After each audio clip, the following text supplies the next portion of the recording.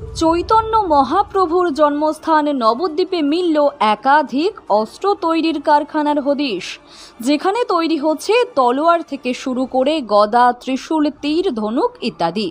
অস্ত্র কথাটা শুনেই চমকে গেলেন তো? না, ভয়ের কিছু নেই।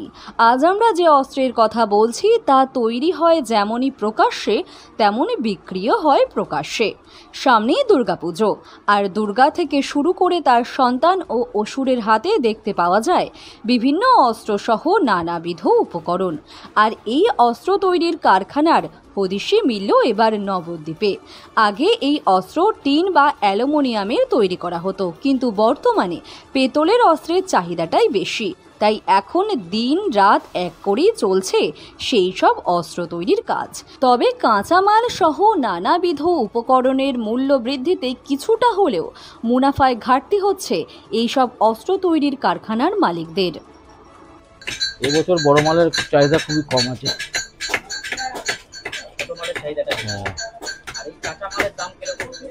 কাঁচামালের দাম অনেক বেড়ে গেছে। লাভের জায়গা কমে যাচ্ছে যত দিন যাচ্ছে। না, সেরকম কোনো আমাদের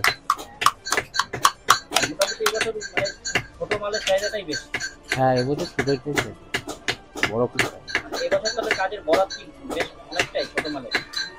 চলছে।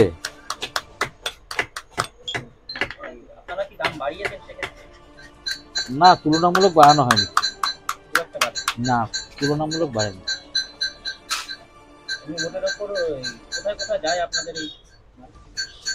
বাংলা সারা বাংলাতেই আছে, বাংলার বাইরেও যায়, বিভিন্ন রাজ্যে যায়। আমাদের দুর্গাপূজা হয় বহু বছর ধরে, তো আমাদের অস্ত্র ফিক্স যে একদম ইয়ে করার জন্য এখানে অস্ত্র নিতে আসা। এখানে একটু ভালো হবে, দাম কম, সাশ্রয় আমাদের হবে, ওই জন্য দূর থেকে আসা। ভালো, মেন উদ্দেশ্য যেন ভালোটা পাই আর কি, জন্য। হ্যাঁ, জিনিস দেখলাম ভালোই, মোটামুটি দামও মোটামুটি ভালো।